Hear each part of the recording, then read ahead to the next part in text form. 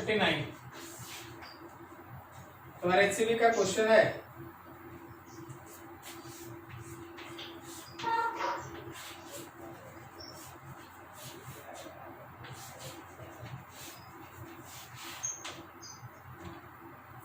One ohm 2 ओम, ये 6 volt, फिर यहाँ पे 3 ओम और 3 ओम।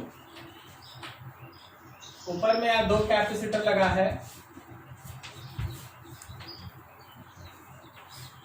नीचे भी यहाँ 2 कैपेसिटर लगा है। ठीक है, like that. 1 microfarad, 2 microfarad, 3 microfarad and 4 microfarad. ऐसा। अब इसमें तुमसे ये पूछा गया है find the charge on the 4 capacitor of the capacitance this. आपको है ना चारों कैपेसिटर के ऊपर है चार्ज का वैल्यू बताना है। क्या इस क्वेश्चन में कोई टाइम मेंशन है? नहीं, कोई टाइम का कोई डिस्कशन नहीं है। मतलब ये क्वेश्चन किस स्टेट पे बेस्ट है? Steady state. तो स्टेडी स्टेट में इससे जो भी करंट निकलेगा I, वो यहां जाके 2 ब्रांच में टूट जाएगा। एक करंट गया I1, एक करंट गया I2। अब देख I1 का कोई भी हिस्सा ऊपर कैपेसिटर की तरफ नहीं जाएगा, क्योंकि स्टेडी स्टेट में कैपेसिटर से फ्लो करने वाले करंट का वैल्यू कितना? 0। तो ये I1 करंट ऊपर से आया और नीचे से आया ये I2 करंट, और फिर ये दोनों करंट मिलके इसमें I करंट। ठीक है, ये दोनों करंट मिलके इसमें I करंट, ये I1 और ये I2। अब जरा देखना कि तुम गौर करो, ये I1 ऊपर 1 ओम और 2 ओम से गया, मतलब 3 ओम, और ये I2 नीचे 3 और 3 6 से गया। तो तुम सबसे पहले इसको आरसी सर्किट मानो जो स्टेडी स्टेट में है, आरसी सर्किट मानो जो स्टेडी स्टेट में है, और पहले I का वैल्यू निकालो। उसके लिए तुम इसको सिंपल एक रेजिस्टिव सर्किट, तुम सिंपल एक इसको रेजिस्टिव सर्किट मान सकता है। ऊपर में 2 ओम और 1 ओम सीरीज में, तो 3 ओम, और नीचे 3 और 3 6 ओम। एकदम हम आराम से तुमको हम, क्या ये 3 ओम और 6 ओम आपस में पैरेलल है? Yes sir. तो R इक्विवेलेंट कितना हो गया? 3 इंटू 6 बाई 3 प्लस 6 मतलब 2 ओम। तो मेरे इस I का वैल्यू हो गया E बाई आर या V बाई आर 6/2 मतलब 3 एम्पियर। अब हम जो लिख रहे हैं बहुत ध्यान से समझना, हम जो लिख रहे हैं उसको ध्यान से समझना। ऊपर का रेजिस्टेंस 3 है, नीचे का रेजिस्टेंस 6 है, इसमें करंट गया I1। क्या हम I1 को लिखेंगे I divided by 3 plus 6 multiplied with 6? अरे बोलो बोलो, करंट जो है वो रेजिस्टेंस के साथ इन्वर्स ही होता है ना? Yes sir. तो I is equals to I1 is equals to I by R1 plus R2 multiply with R2, और जो I2 था वो है I divided by 3 plus 6 multiplied with 3। समझा? Yes sir. तो यहां पे हो गया I का वैल्यू 3 एम्पियर, नीचे 9 ऊपर 6, ये हो गया 2 एम्पियर। ऑब्वियसली ये होगा 1 एम्पियर। क्या समझ में आया यहां तक? Yes sir. सबको समझ में आया यहां तक? सर वहां पर पोटेंशियल तो दोनों का सेम है, तो डायरेक्ट डिवाइड करके नहीं ला सकते हैं? ला सकता है, क्या नहीं आ सकता? बिल्कुल ला सकता है, एकदम ला सकता है। 6 वोल्ट है, 6 एम्पियर है, सॉरी 6 वोल्ट है, 6 ओम है, तो 1 एम्पियर, 6 वोल्ट है 3 ओम, बिल्कुल बिल्कुल ला सकता है, एकदम ला सकता है। ठीक है, तो चल फिर से एक बार हम ब्रांच बनाते हैं, उस ब्रांच को बनाते हैं। आंसर आपको इस फिगर में ही दिखेगा, बड़ा बना रहे हैं फिगर में ही सब आंसर ले आते हैं।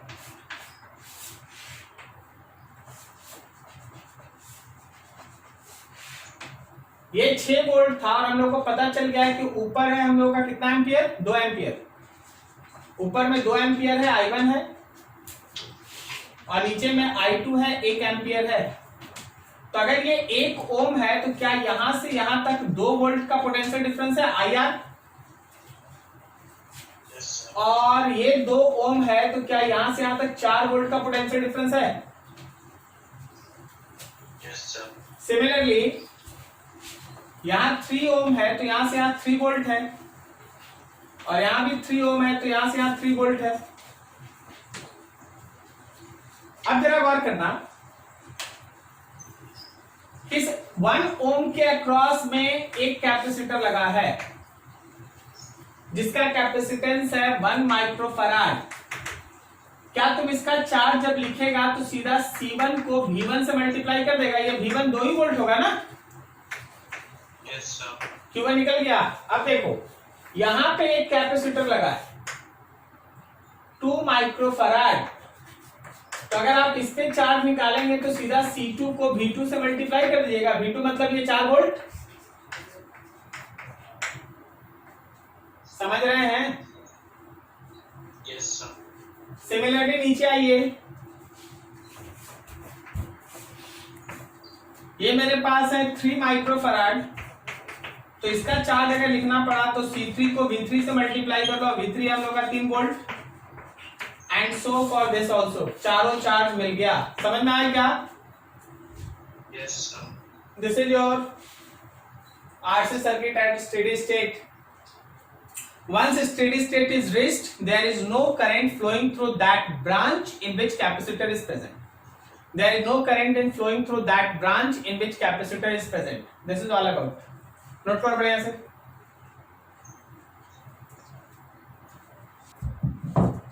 क्वेश्चन सुनना। लिखा है 2 resistors are connected in 2 gaps of a meter bridge.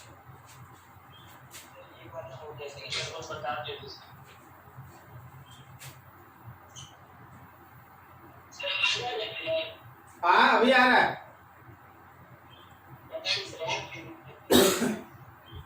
22 बोल रहे हो Sahil? Yes sir. Figure shows the potentiometer arrangement with RAB equals to 10 ohm and rheostat of variable resistance X. For X equals to 0, null deflection point is found to be 20 cm from A. For unknown value of X, null deflection was at 30 cm from A. What is the value of X?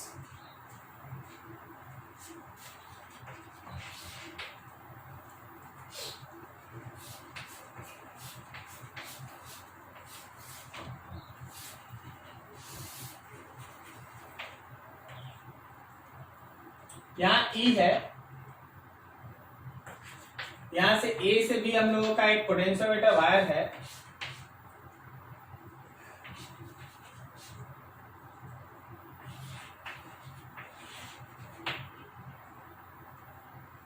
ये E0 है, ये 1 ओम है, and so.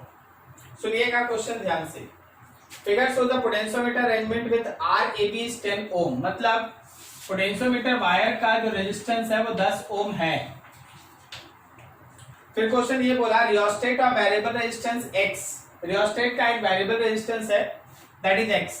बोला है पहला case में कि जब रियोस्टेट का वैल्यू रेजिस्टेंस 0 है तो नल डिफ्लेक्शन A से 20 सेंटीमीटर दूर है।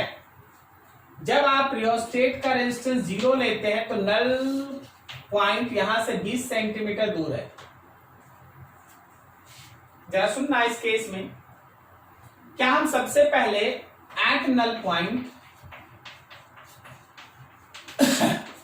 अगर हम नल पॉइंट लिखे तो क्या हम करंट लिखेंगे E by resistance of AB? कहने का मतलब E बाई 10। तो नल पॉइंट का सेंस क्या निकला था? नल पॉइंट निकला था कि जो E0 होगा वो यहां से यहां तक पोटेंशियल के ड्रॉप के बराबर होगा। मतलब E0 is equals to I into resistance of portion AC। मतलब E0 is equals to I into rho into length AC by area. छोड़ दो अभी, रहने दो ऐसे। इक्वेशन 1, ये पहला इक्वेशन याद रखिएगा। लेंथ मालूम है, 20 सेंटीमीटर लिखा है कि for unknown value of X null deflection was at 30 centimetre. अब if resistance of rheostat is X, अगर हमारे इस करंट को हम I1 लिखे, हाँ, अगर हमारे रियोस्टेट का रेजिस्टेंस X है तो क्या हम नया current E by 10 plus x लिखते हैं, होगा ना जी? बोलो जी, समझ में आया? Yes sir. तो ऐसे केस में फॉर न्यू नल पॉइंट क्या फिर से लिखेंगे, I e naught is equal to I2 into rho length length length, मान ले नया लेंथ AD है, length AD by area A, ये सेकंड इक्वेशन। चल भाई दोनों को डिवाइड कर दे, क्या दोनों को डिवाइड करके x निकाल लेगा? कर लेंगे सारे बाबू? Yes sir. छोड़ दें? Yes sir. आप लोग सबको ये डिवाइडिंग इक्वेशन 1/2 कर लीजिएगा, सॉल्व कर लीजिएगा, आंसर आ जाएगा। ठीक है, चलिए और आगे देखते हैं। अभय प्रताप बना के भेजा है, वेरी गुड, देख लेना, सही है।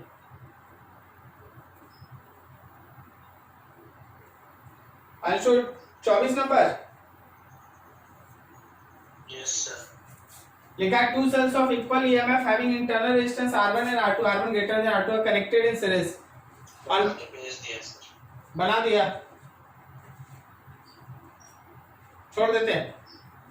यस। फिर उसके बाद 13 14 पूछे हैं।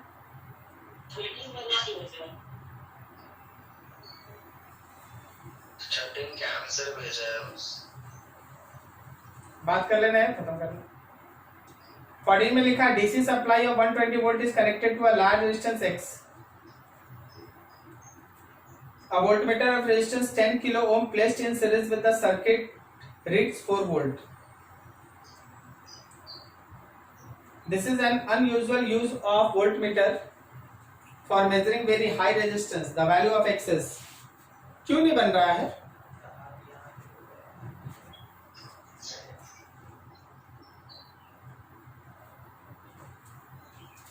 क्यों नहीं बन रहा 14?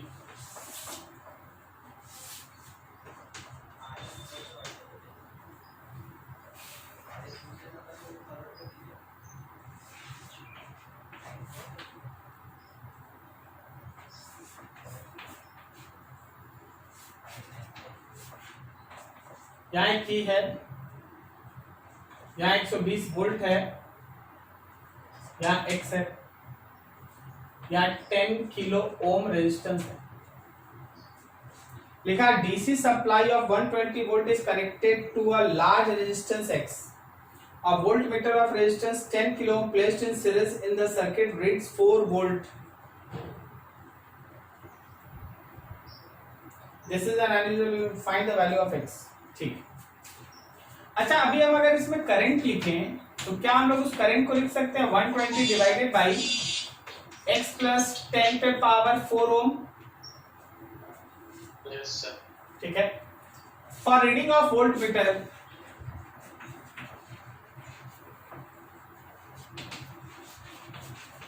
अगर हम लोग वोल्ट मीटर का रीडिंग के बारे में बात करें तो I into resistance of volt meter होगा। क्वेश्चन लिख रहा है कि जो हमारा रेजिस्टेंस है वोल्ट मीटर का वो तो 10 किलो ओम है और उसका रीडिंग 4 वोल्ट है, then 4 volt is equal to I का वैल्यू और यहाँ पे 10 किलो ओम, तो 120 by x plus 10 to the power 4। ठीक है, चलो जी, x यहाँ से x निकाल लीजिए, बन जाएगा ना? Yes sir. Find x answer.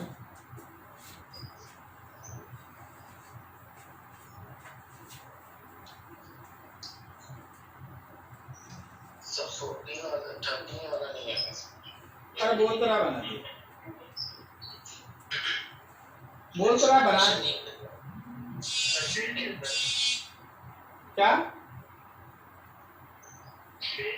हाँ तब अब इसको आंसर चाहिए, आंसर मिला के दे देते हैं। कौन सा बोले जी इसमें? क्वेश्चन नंबर अरबाज सलीम, नहीं क्वेश्चन नंबर 8, सॉरी उसके ऊपर लिखा है lift of mass 0.8 ton is raised to a height of 40 metre during a time t equals to 0.5 minute. The voltage across the motor terminal is V equals to 120 volt and motor efficiency is 90%. What is the power consumed by the motor?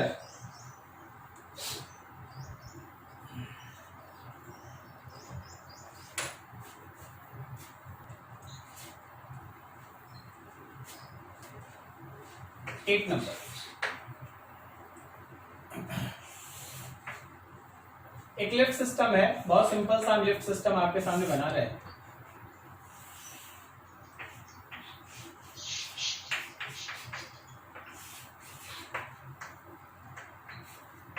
यहाँ पे एक motor है, वो motor है ना इस thread को अपनी तरफ खींचता है, रोप को खींचता है, लिफ्ट ऊपर जाता है. क्वेश्चन ये कहता है इस लिफ्ट का मास है m और इसको आप h हाइट तक ले गए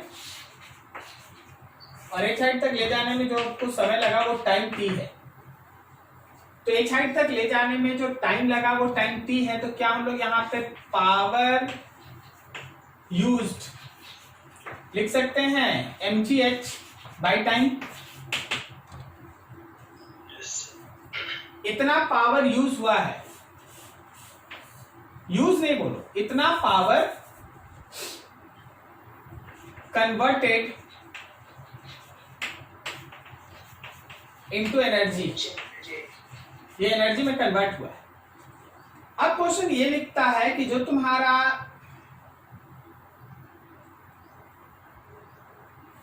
तुम्हारे पास इफिशियंसी है, इफिशियंसी ऑफ इंजन वो 90% है.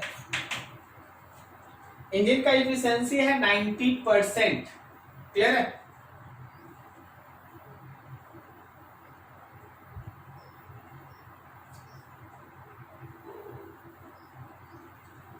सो जो भी हमारा पावर होगा मोटर का, उसका 90% ये आना चाहिए ना mgh/t. जो भी हमारे मोटर का पावर होगा उसका 90% ही तो हम लोग वहां यूज किए हैं ना लिफ्ट को उठाने में. yes. आराम से P निकाल देना, जो आएगा वही आंसर होगा. mgh सबका वैल्यू दिया है, टाइम दिया है, मल्टीप्लाइड विथ 100 एंड 90. सॉल्व कर दो, जो आएगा वही आंसर. क्लियर है? yes.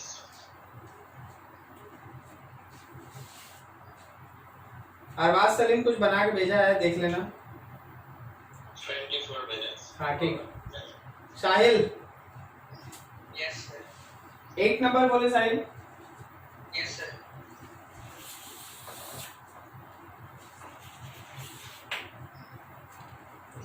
लिखा है circuit shown the voltage drop across the 15 ohm resistor is 30 volt.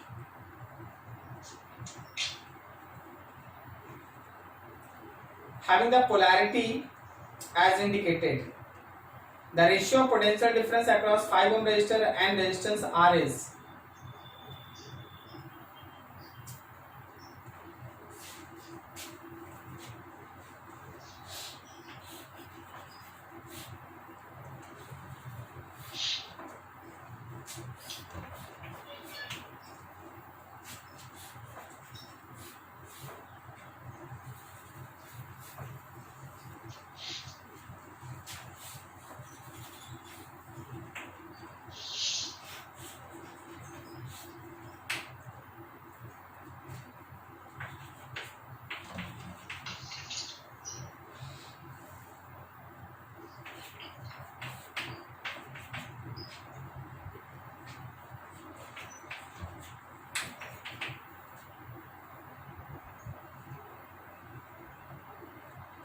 तो यहाँ पे जो लिखा वो 5 एम्पियर लिखा हुआ, लेकिन हमको लगता है कि ये 5 क्या होगा, 5 एम्पियर होगा.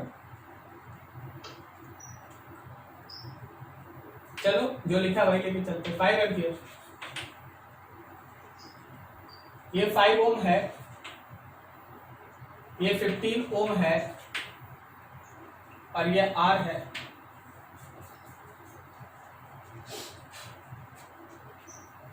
इधर लिखा है 3 एम्पियर, इसमें है 2 एम्पियर, मतलब फिर से 5. अब एक सोचने वाला बात क्या है, वो ये है कि क्वेश्चन ये लिखता है कि 15 ओम रजिस्टर का 30 वोल्ट का पोटेंशियल का डिफरेंस है। जो 15 ओम का रजिस्टर है, इसमें ऊपर माइनस नीचे प्लस है, इसके अक्रॉस में 30 वोल्ट का पोटेंशियल डिफरेंस है। क्या इस 30 वोल्ट से इस डायरेक्शन में जाने वाला जो करंट है वो मिल जाएगा? 30/15 मतलब 2 एम्पियर। नहीं समझे? तो उधर जाने वाला करंट मिल गया 2 एम्पियर, इधर का 2 एम्पियर करंट है, तो इधर का एम्पियर 3 है, तो ये 2 एम्पियर करंट थी, 2 एम्पियर करंट थी, तो इससे भी जाएगा ना। तो क्वेश्चन तुमसे क्या पूछा? The ratio of potential difference across 5 ohm resistor and R S 5 ohm resistor and R S. तो 5 ओम रजिस्टर का पोटेंशियल डिफरेंस 15 हो गया, 15 वोल्ट, और आर के अक्रॉस के लिए हमको आर का वैल्यू चाहिए, हमको आर का वैल्यू चाहिए। अब आर का वैल्यू यहां लूप रूल से निकालना होगा। समझ में आ रहा है क्या हो रहा है?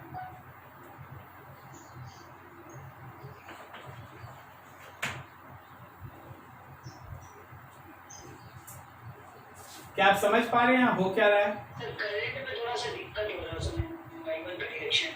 क्या दिक्कत हो रहा है? I1 तो पॉजिटिव से उल्टा डायरेक्शन हो रहा है, समझ रहे हैं? हमको नहीं लग रहा उल्टा होगा,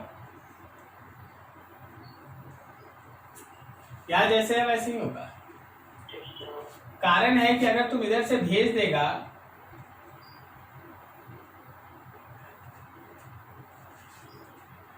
जस्ट वेट थोड़ा।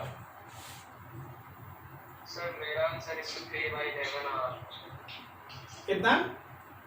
3/11। ऑप्शन नहीं है? सर मैं वहां का आर का 55 वोल्ट निकलेगा सर। जैसे फिगर है वैसे ना? हाँ सर वैसे ही बनाया।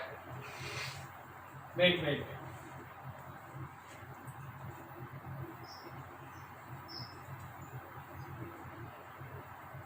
हम थोड़ा बदलते हैं। कारण है कि ये प्लस है, ये माइनस है, तो हम थोड़ा बदलते हैं, इतना आसान नहीं है ये।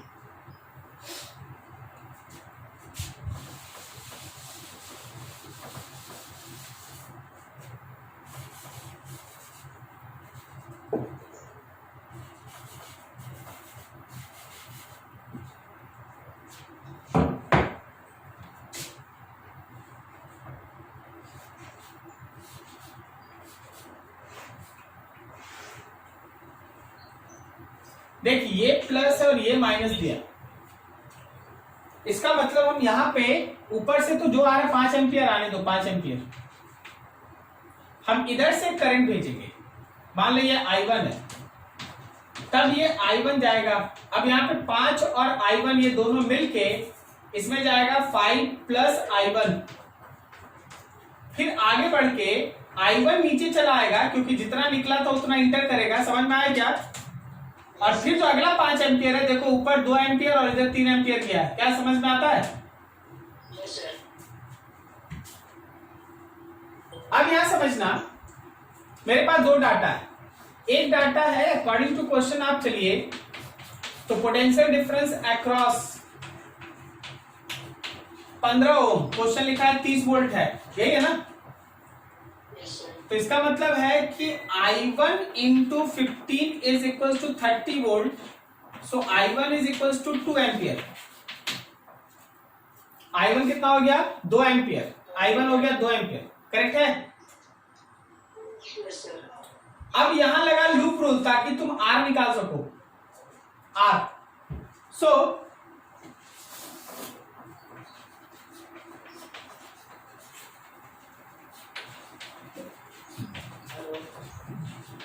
अप्लाइंग लूप रूल, निगेटिव से सॉरी करंट के डायरेक्शन में जा रहे हैं तो -15I1, करंट के डायरेक्शन में -5 प्लस I1, करंट के डायरेक्शन में जा रहे हैं -I1 इंटू R, और यहां निगेटिव से positive plus 100 is equal to 0।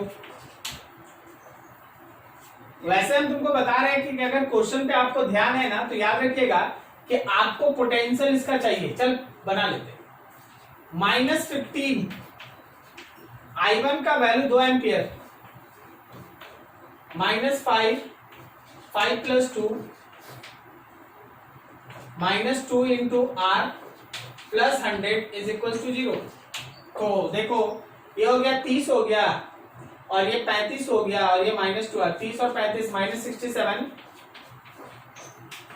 -2R is equal to -100। क्या सही जा रहे हैं? सो 2R इज इक्वल टू, ये इधर चला आया, -67 और plus 100 33 2R, so R will be equal to 33/2। ये R का वैल्यू है। 65 ना होगा। सर 65 और 67 अच्छा सॉरी 65 35। अब क्वेश्चन क्या बोलता है कि हम लोग को पोटेंशियल का डिफरेंस का रेशियो निकालना है। किस किस के अक्रॉस में रेशियो निकालना है?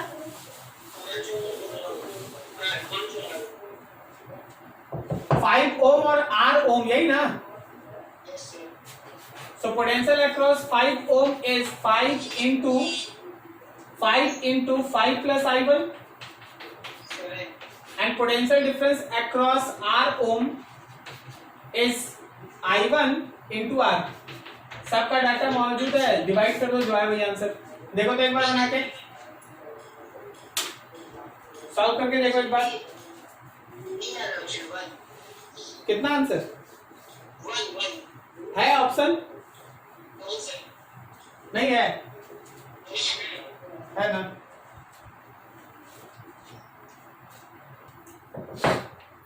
लास्ट हम लोग है ना थर्मो ईएमएफ इन सब के बारे में डिस्कस कर रहे थे। हम लोग ये सीखे थे कि न्यूट्रल टेम्परेचर किसको कहते हैं, हम लोग ये सीखे थे कि इन्वर्सन टेम्परेचर क्या होता है।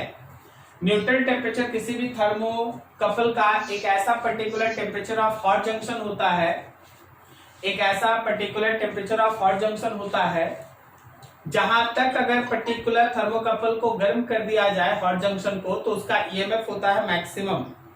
EMF of that particular thermocouple is maximum। Clear है? इन्वर्सन टेम्परेचर किसी भी थर्मोकपल के हॉट जंक्शन का एक ऐसा टेम्परेचर होता है जहां तक अगर हॉट जंक्शन के टेम्परेचर को बढ़ा दिया जाए तो उसका थर्मो EMF घट के 0 होगा, और अगर हमारा टेम्परेचर इन्वर्सन टेम्परेचर से भी बड़ा है तो थर्मो EMF बिकम्स नेगेटिव, मतलब करंट उल्टा घूमना स्टार्ट कर देगा। ठीक है, हम लोग के आज के क्लास का काम है कि न्यूट्रल टेम्परेचर का वैल्यू कैसे निकालते वो सीखना, और फिर laws of thermoelectric effect वो देखना। जो लास्ट एक ग्राफ बनाए थे एक्चुअली हम वहां से स्टार्ट करते हैं। कैलकुलेशन ऑफ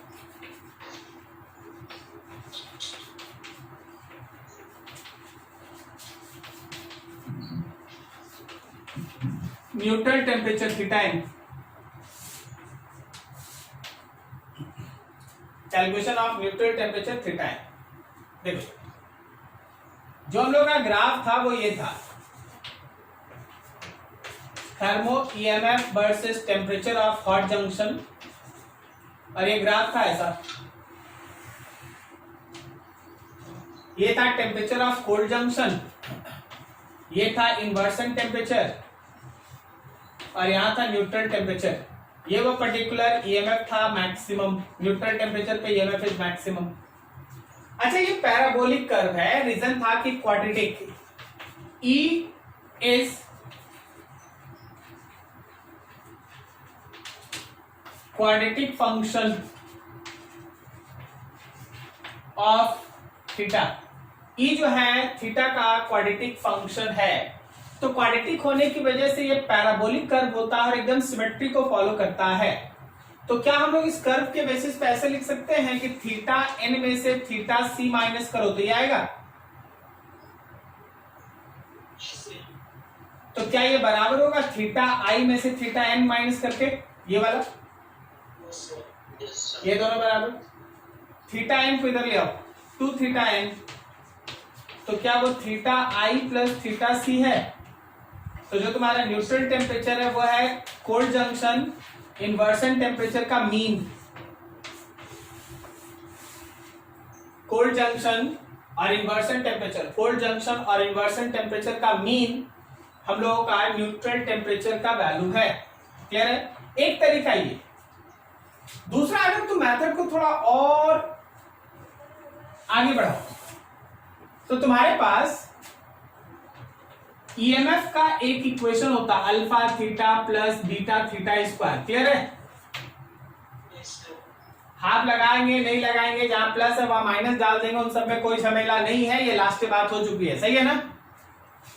हाँ, अब देख, अगर हम लोग थीटा का वैल्यू थीटा एन लेते हैं, अगर हम थीटा का वैल्यू थीटा एन लेते हैं तो आप देख ही रहे हैं कि ईएमएफ होता है मैक्सिमम। करेक्ट है? इसका मतलब ये है कि जब हम लोग थीटा थीटा एन लेंगे तो डीई बाई डी थीटा का वैल्यू होगा 0। क्या बोलता? सही है? क्योंकि वहां ईएमएफ हो गया मैक्सिमम, तो उसका जो डिफरेंशिएशन होगा theta, that will be 0। So D by d theta of alpha theta plus beta of theta square is 0। चलो डिफरेंशिएट कर दो, alpha plus 2 beta theta is 0। तो जो थीटा आया क्या वो माइनस अल्फा बाई 2 बीटा है? यही थीटा है न्यूट्रल टेम्परेचर। क्या बोलता है? सही जा रहे हैं? ये वो टेम्परेचर है जहां EMF is maximum, so that particular temperature is said to be neutral temperature. अब कोई क्या करेगा, फॉर्मूला रट लेगा, एकदम बेवकूफी हो गया। अरे भाई, तो डिपेंड करता है कि ऊपर क्या है। तो आप इस दिमाग में रखिए, इस टर्म को दिमाग में रखिए, फॉर्मूला रटे नहीं। अब इस पूरे इक्वेशन में एक टर्म छिपा है जो कभी कभी आपसे पूछा जाता है, and that term is called Seebeck coefficient. Seebeck coefficient क्या होता है? हमेशा ध्यान रखना, जो rate of change of EMF with respect to temperature of हर जंक्शन है, उसको हम लोग कहते हैं Seebeck coefficient. D by d theta को कहा जाता है Seebeck coefficient. D by d theta is called Seebeck coefficient. अगर कोई बोलते कि सीबेक कॉफिशिएंट निकालो तो डी बाई डी थीटा करो। ठीक है? नोट करो यहां तक और आगे बढ़ते हैं। सीबेक कॉफिशिएंट का दूसरा नाम है थर्मोइलेक्ट्रिक पावर। लिख लेना तुम ब्रैकेट में, थर्मोइलेक्ट्रिक पावर। थर्मोइलेक्ट्रिक पावर भी कहते हैं।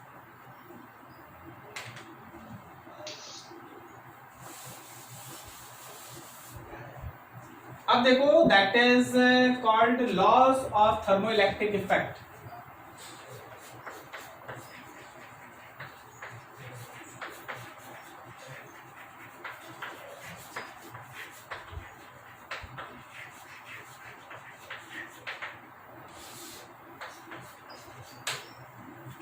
Laws of thermoelectric effect. Thermoelectric effect के लॉज के बारे में डिस्कस करना। There are two kind of laws. First is called law of intermediate metal. Law of intermediate metal, इसका कॉन्सेप्ट समझ, कॉन्सेप्ट समझ।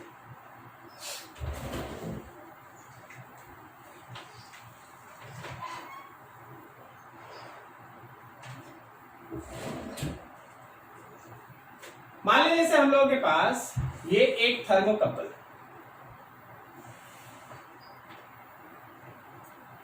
एलिमेंट है ए और बी, यहां का टेम्परेचर है T1, यहां का टेम्परेचर है T2। फिर एक और थर्मोकपल है, एलिमेंट है बी और सी, टेम्परेचर ऑफ जंक्शन है T1 और T2, temperature of junction change नहीं है। और फिर हम लोगों के पास एक और थर्मोकपल है जिसमें एलिमेंट है ए और सी, लेकिन टेम्परेचर ऑफ जंक्शन अभी भी वही है T1 एंड T2। तो जरा गौर करो, यहां ए बी को लेके एक ईएमएफ आएगा, यहां पे बी और सी एलिमेंट को लेंगे तो एक ईएमएफ आएगा, तो यहां पे ए और सी का होगा। क्या तुमको पता चल रहा है कि अगर हम इन दोनों को ऐड कर दें तो वो रिजल्टेंट मिल जाए? अरे भाई, बी और बी कैंसिल, ए और सी बचेगा, सुनाई दे ना सबको? Yes sir. Yes sir. इसमें है इंटरमीडिएट मेटल, एक मेटल है जो यहां बी है जो दोनों में कॉमन है। तो ऐसे केस में EMF of AC will be equals to EMF of AB plus EMF of BC. This is called law of intermediate metal. Intermediate metal, अगर हम यहाँ आयरन जिंक रखते हैं, जिंक कोबाल्ट रखते हैं, तो आयरन कोबाल्ट का निकालने का तरीका ये है। अब इसमें एक खेल सुनना ध्यान से, यहां प्लस भी हो सकता है कब? If both thermocouple have current in same direction, current in same direction. अगर दोनों थर्मोकपल में करंट का डायरेक्शन सेम है तो प्लस होगा, और अगर दोनों थर्मोकपल में करंट का डायरेक्शन अपोजिट है तो याद रखना माइनस होगा। Current in opposite direction,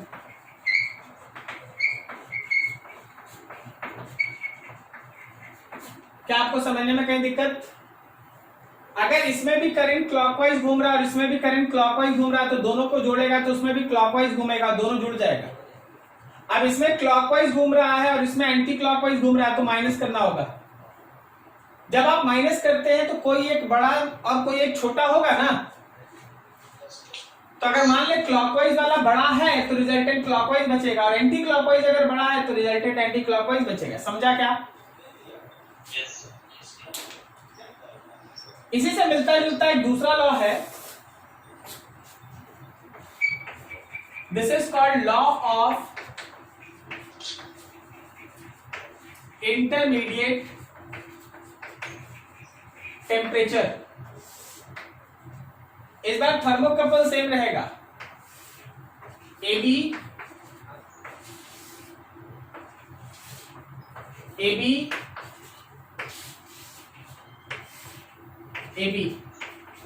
thermocouple नहीं बदला। लेकिन इस बार हुआ क्या, तो जंक्शन का टेम्परेचर, मान लो यहां T1 और T2 है, अगला T2 और T3 है, और तुमसे पूछा गया T1 और T3। समझा क्या? कौन है टेम्परेचर? तो बीच वाला टेम्परेचर कौन है?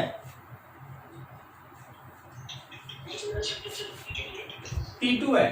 तो इन दोनों को ऐड कीजिएगा तो ये मिलेगा।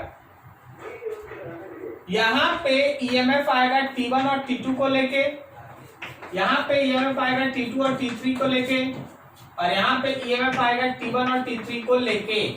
Same concept, same concept, same concept. तो जो हम लोगों का ईएमएफ T1 और T3 को लेके आएगा वो EMF T1 T2 plus EMF T2 T3 का सम होगा। सम उस समय होगा जब करंट का डायरेक्शन सेम होगा, करंट इन सेम डायरेक्शन। अगर करंट का डायरेक्शन सेम होगा तो सम होगा, और अगर करंट का डायरेक्शन अपोजिट हुआ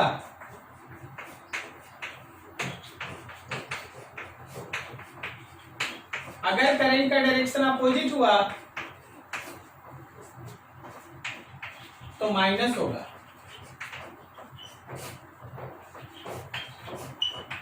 करंट इन अपोजिट डायरेक्शन, ठीक है। This is thermo electric effect का दो इंपॉर्टेंट लॉ। अब सब कुछ इस बात पे आके रुक जाता है ना कि सर आखिर पता कैसे चलेगा कि करंट का डायरेक्शन क्या होगा। अगर हमको डायरेक्शन ही नहीं पता तो कब जोड़ेंगे, कब घटाएंगे, कब क्या करेंगे, हमको पता कैसे चलेगा, कब हम लोग कैसे। उसके लिए एक टर्म एग्जिस्ट करता है, that is called thermo electric series. Thermo electric series. अब देखो थर्मो इलेक्ट्रिक सीरीज में तो बहुत सारा एलिमेंट्स है। आपके पास अगर एचसीबी बुक होगा तो उसमें एक बहुत अच्छा कलेक्शन उसका दिया हुआ है। हम आपको है ना कुछ इंपॉर्टेंट लिख देते हैं उसमें, ठीक है। Just wait.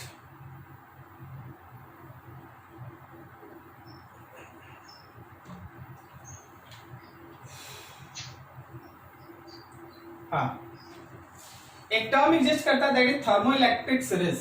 Just wait.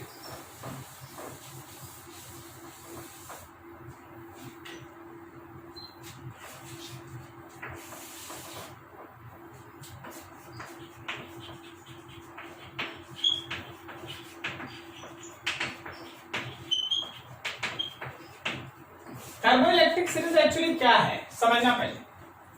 Thermoelectric series जो है वो जैसे आपके केमिस्ट्री में रिडक्शन पोटेंशियल के बेसिस पे सीरीज बनाया हुआ है, एक्टिविटी के लिए सीरीज बनाया हुआ है, समझ रहे हैं ना, वैसा ही एक सीरीज है जो थर्मोकपल्स को बनाने में जो यूज मेटल है उनको लेके बनाया गया है।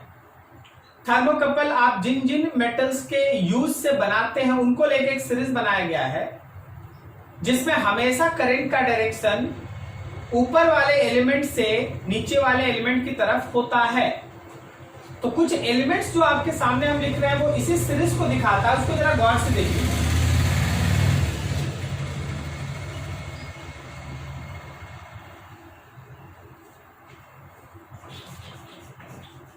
एंटीमनी सबसे पहले ऊपर है, उसके नीचे है आयरन, आयरन के नीचे है कैडमियम, गोल्ड, मैग्नीन, कैडमियम है, गोल्ड है, मैग्नीन है, ठीक है। और हम लिखते हैं जिंक है, कॉपर है, सिल्वर है, रोडियम है, एल्यूमिनियम है,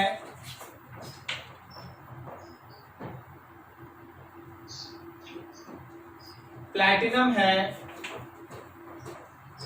निकल है, कोबाल्ट है और बिस्मथ है।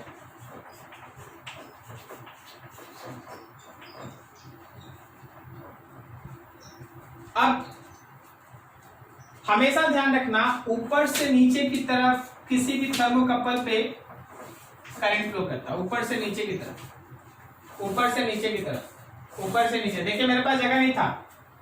Antimony, iron, cadmium, gold, manganese, zinc, copper, एजिस, rhodium, aluminium, platinum, nickel, cobalt and bismuth. इसको याद करने का एक सिंपल सा रूल है, एकदम सिंपल। वर्ड्स है क्या? A B C. आप इसको ऐसे याद करेंगे, antimony to bismuth at cold junction. जब आप हॉट जंक्शन और कोल्ड जंक्शन डिवाइड कीजिएगा तो हमेशा ध्यान रखिएगा कि एंटीमनी से बिस्मथ की तरफ करंट फ्लो करेगा कोल्ड जंक्शन पे। अब देख, एंटीमनी से बिस्मथ का मतलब एंटीमनी और बिस्मथ नहीं है। एंटीमनी का मतलब है पहले वाला एलिमेंट, ऊपर वाला, ठीक है ना, इनिशियल एलिमेंट जो पहले आ गया उस एलिमेंट को लेना है, और बिस्मथ का मतलब हो गया जो नेक्स्ट एलिमेंट है उसकी तरफ। मतलब सोच के बताना, अगर हम आयरन और कॉपर को लेकर थर्मोकपल बनाएंगे, अगर हम आयरन और कॉपर को लेकर थर्मोकपल बनाएंगे तो कोल्ड जंक्शन पे टेम्परेचर सॉरी करंट किधर से किधर? आयरन से कॉपर। अगर हम गोल्ड और आयरन को लेकर थर्मोकपल बनाएंगे, गोल्ड और आयरन को लेकर अगर थर्मोकपल बनाएंगे तो कोल्ड जंक्शन पे करंट किधर से किधर? आयरन से गोल्ड। बिल्कुल सही बोल रहे हैं। अब आप इसको नोट कीजिए, हम लोग इस पे एक दो चीज देख लेते हैं, कब क्लॉकवाइज कब एंटी क्लॉकवाइज, तब फिर आगे बढ़ेंगे। नोट करो फटाफट। आयरन के नीचे कैडमियम लिखे Cd, गोल्ड के नीचे क्या है? मैग्नीन होगा, मैग्नीन। मैग्नीन यूजफुल नहीं होता, गोल्ड के बाद जिंक याद कर सकता था।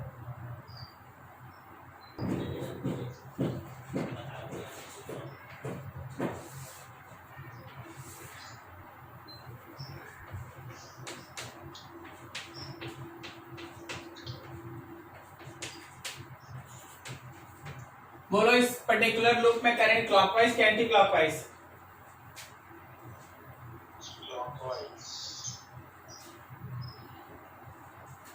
बोलो जी, इस लूप में करंट कैसा, क्लॉकवाइज क्या एंटी क्लॉकवाइज? अरे भाई कोल्ड जंक्शन ये है ना। अब देख, आयरन से जिंक की तरफ, आयरन से जिंक की तरफ एट कोल्ड जंक्शन, ये पढ़ा है। तो आयरन से जिंक की तरफ कोल्ड जंक्शन, बस इतना बना लो, अपने पता चल जाएगा क्लॉकवाइज क्या एंटी क्लॉकवाइज। क्या बोलता है, एंटी क्लॉकवाइज ना?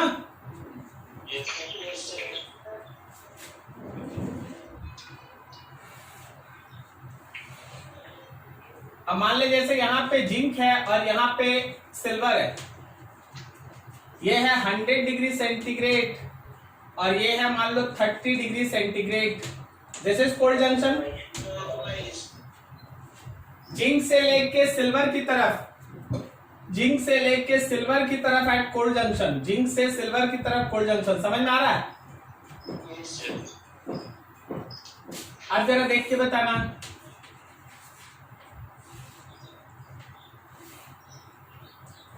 Zero degree C, 100 degree C, iron zinc.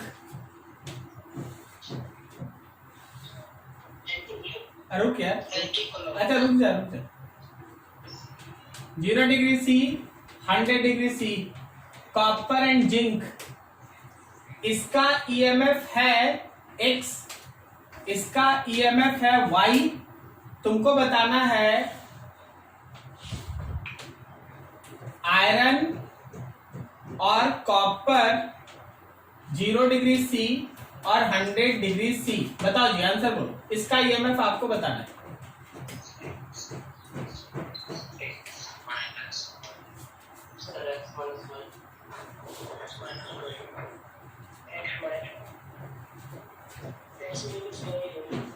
हाँ, तो आयरन से जिंक की तरफ क्लॉकवाइज, एंटी क्लॉकवाइज यहाँ, और अगला है जिंक से कॉपर की तरफ, ऐसे ना।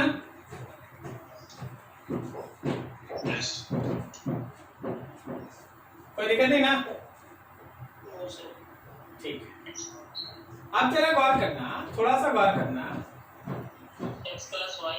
हाँ, अब हम वही बोल रहे हैं कि जब आप इसको इस तरह से छोड़े थे तब ठीक है, एंटी क्लॉकवाइज, मतलब दोनों का डायरेक्शन आपको अपोजिट दिख रहा है। लेकिन जब आप इसमें कॉपर ले रहे हैं तो कॉपर तो आपको नीचे चाहिए ना। जरा इसको अपने सिचुएशन के हिसाब से बनाओ। इसमें जिंक को ऊपर करो और कॉपर को नीचे करो, जिंक को ऊपर करो, कॉपर को नीचे करो। एक है हम लोगों के पास 0 डिग्री सी और एक है 100 डिग्री सी। अब बताइए डायरेक्शन, जिंक से कॉपर की तरफ, जिंक से कॉपर की तरफ क्या बोलता है, देख के बता, क्या दोनों का डायरेक्शन सेम हो गया? अरे नहीं समझा? यहां देख भाई, जिंक कैंसिल कैसे होगा? जिंक ऊपर रहेगा तब ना कैंसिल होगा। समझ में हम क्या बोल रहे हैं? जब आप जिंक इधर और कॉपर इधर रखते हैं तो करंट का डायरेक्शन है क्लॉकवाइज Y, लेकिन जैसे ही हम इधर रखते हैं current becomes anti clockwise, sorry clockwise. यहां भी कैसा क्लॉकवाइज, यहां भी कैसा, तो Y रहेगा। क्या समझ में आ रहा है? ठीक है, अब बता, ये है हम लोगों का एंटी क्लॉकवाइज और ये है क्लॉकवाइज, तो नेट ईएमएफ में ऐड होगा या सब्सट्रैक्ट? अरे बोलो यार, एक डायरेक्शन है, क्या अपोजिट है वो और वो?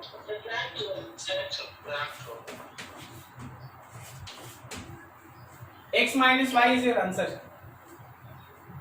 ठीक है, नहीं टेम्परेचर चेंज नहीं होगा। देख, जब तुमको टेम्परेचर चेंज करना पड़ेगा तो मेटल कांस्टेंट रहेगा, और जब मेटल चेंज होगा तो टेम्परेचर कांस्टेंट रहेगा। उसी पे तो दो लॉ है। समझ में आ रहा है क्या बोले? Yes sir.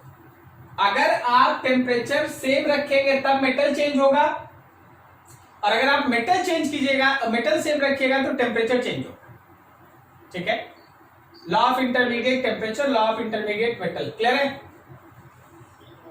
Yes sir. Note करो यहां तक, खत्म।